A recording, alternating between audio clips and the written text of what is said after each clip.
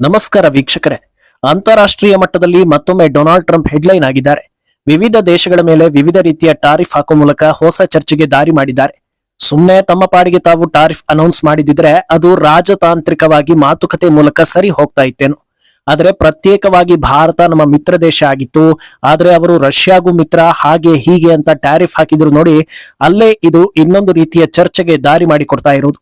ಅದು ಅಲ್ಲದೆ ಪಾಕಿಸ್ತಾನಕ್ಕೆ ಸಹಾಯ ಮಾಡ್ತೀನಿ ಅಂತ ನೇರವಾಗಿ ಹೇಳಿ ಭಾರತಕ್ಕೆ ಟಕ್ಕರ್ ಕೊಡೋ ಕೆಲಸ ಮಾಡ್ತಾ ಇದ್ದಾರಲ್ಲ, ಇದು ಮುಂದೆ ದೊಡ್ಡ ದೊಡ್ಡ ಬೆಳವಣಿಗೆಗೆ ದಾರಿ ಮಾಡಿ ಕೊಡಬಹುದು ಅನ್ನೋದರ ಸಿಗ್ನಲ್ ಕೊಡ್ತಾ ಇದೆ. ಅಂದಹಾಗೆ ಟ್ರಂಪ್ ಟ್ಯಾರಿಫ್ಗೆ ಭಾರತದ ಕಡೆಯಿಂದಲೂ ಸರಿಯಾದ ಪ್ರತಿಕ್ರಿಯೆ ಬರ್ತಾ ಇದೆ. ಇದೆಲ್ಲವನ್ನ ಒನ್ ಬೈ ಒನ್ ವಿವರಿಸ್ತಾ ಹೋಗ್ತೀವಿ.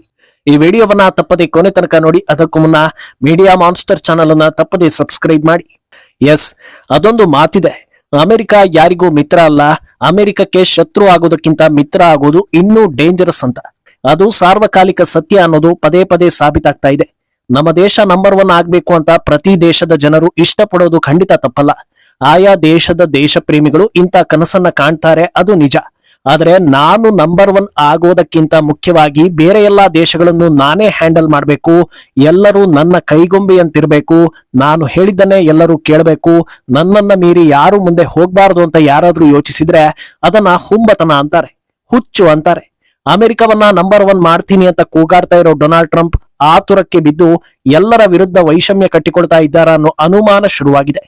ಕಳೆದ ಕೆಲ ತಿಂಗಳುಗಳಿಂದ ಟ್ರಂಪ್ ನಡೆ ಬಗ್ಗೆ ಅವರ ದೇಶದಲ್ಲೇ ಅಸಮಾಧಾನ ಎದ್ದಿರೋದನ್ನ ಎಲ್ಲರೂ ನೋಡ್ತಾ ಇದ್ದೀರಾ. ಈ ವಯ್ಯ ಗಳಿಗೆಗೊಂದು ನಿರ್ಧಾರ ಕೈಗೊಂಡು ದೇಶಕ್ಕೊಂದು ಗತಿ ಕಾಣಿಸ್ಬಿಡ್ತಾನ ಅನ್ನೋ ಅನುಮಾನ ಅವರ ದೇಶದ ಹಲವರಲ್ಲಿ ಈಗಾಗಲೇ ಬಂದಿದೆ. ಮೊದಲಿಗೆ ಈ ಕುರಿತಂತೆ ನಿನ್ನೆ ಟ್ವೀಟ್ ಮಾಡೋ ಟ್ರಂಪ್, ಭಾರತ ನಮಗೆ ಹಲವು ವರ್ಷಗಳಿಂದ ಸ್ನೇಹಿತ ಆಗಿದ್ರು, ಅವರ ಜೊತೆ ನಮ್ಮ ವ್ಯವಹಾರ ದೊಡ್ಡ ಮಟ್ಟದಲ್ಲಿ ಇಲ್ಲ, ಸಣ್ಣ ಪುಟ್ಟ ಮಟ್ಟದಲ್ಲಿ ಅಷ್ಟೇ ಇದೆ. ಆದ್ರೆ ಬೇರೆ ಎಲ್ಲಾ ದೇಶಗಳಿಗೆ ಹೋಲಿಸಿದ್ರೆ ಭಾರತದ ಟ್ಯಾರಿಫ್ ಬಹಳ ಜಾಸ್ತಿ ಇದೆ. ಅಲ್ಲದೆ ಇವರು ರಷ್ಯಾ ಜೊತೆಗೆ ಹೆಚ್ಚುವರಿ ಮಿಲಿಟರಿ ಉಪಕರಣಗಳನ್ನ ಆಮದು ಮಾಡ್ಕೊಳ್ತಾರೆ. ಉಕ್ರೇನ್ ಮೇಲೆ ಸತತ ದಾಳಿ ಮುಂದುವರಿಸಿರೋ ದೇಶದ ಜೊತೆಗೆ ಇವರ ಸಂಬಂಧ ಚೆನ್ನಾಗಿದೆ. ಆದ್ರಿಂದ ಇನ್ಮುಂದೆ ಭಾರತಕ್ಕೆ 25% ಟ್ಯಾರಿಫ್ ಹಾಕ್ತೀವಿ, ಅಲ್ಲದೆ ರಷ್ಯಾ ಜೊತೆಗಿನ ವ್ಯವಹಾರಕ್ಕೆ ಪೆನಾಲ್ಟಿ ಕೂಡ ಹಾಕ್ತೀವಿ ಅಂತ ಪೋಸ್ಟ್ ಮಾಡ್ತಾರೆ.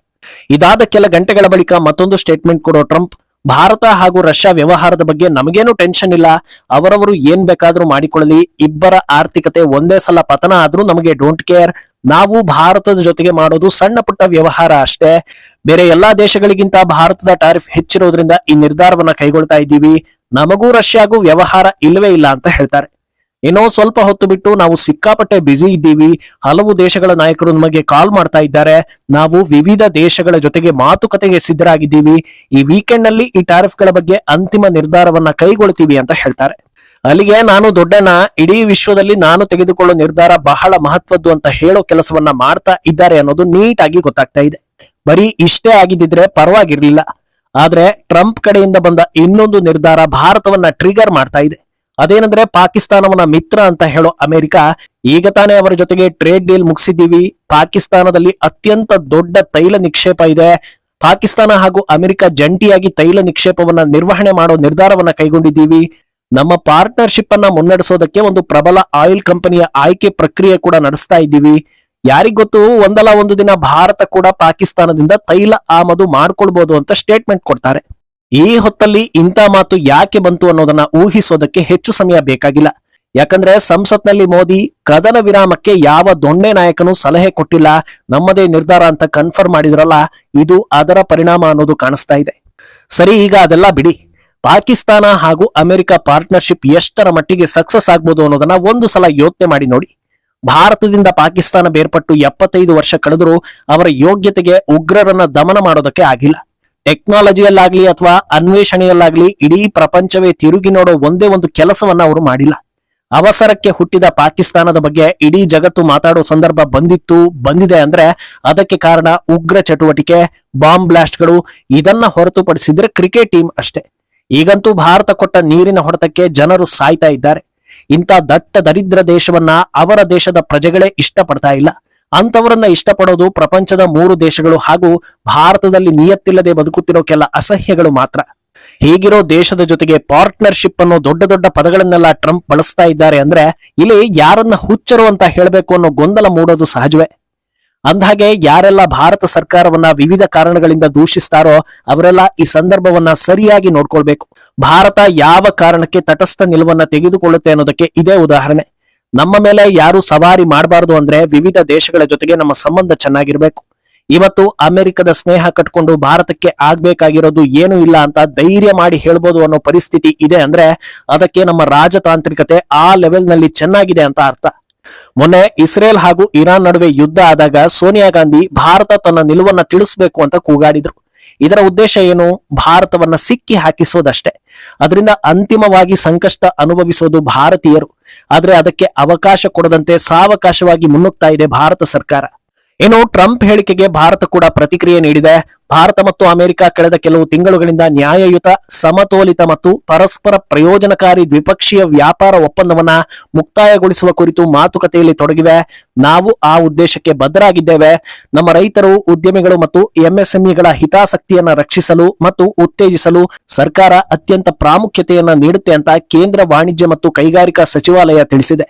ಯುಕೆ ಜೊತೆಗಿನ ಇತ್ತೀಚಿನ ಸಮಗ್ರ ಆರ್ಥಿಕ ಮತ್ತು ವ್ಯಾಪಾರ ಒಪ್ಪಂದ ಸೇರಿದಂತೆ ಇತರ ವ್ಯಾಪಾರ ಒಪ್ಪಂದಗಳಂತೆ ನಮ್ಮ ರಾಷ್ಟ್ರೀಯ ಹಿತಾಸಕ್ತಿಯನ್ನ ಭದ್ರಪಡಿಸಿಕೊಳ್ಳಲು ಸರ್ಕಾರ ಅಗತ್ಯವಿರುವ ಎಲ್ಲಾ ಕ್ರಮಗಳನ್ನ ಕೈಗೊಳ್ಳುತ್ತೆ ಅಂತ ಕೇಂದ್ರ ಸರ್ಕಾರ ಸ್ಪಷ್ಟನೆ ನೀಡಿದೆ.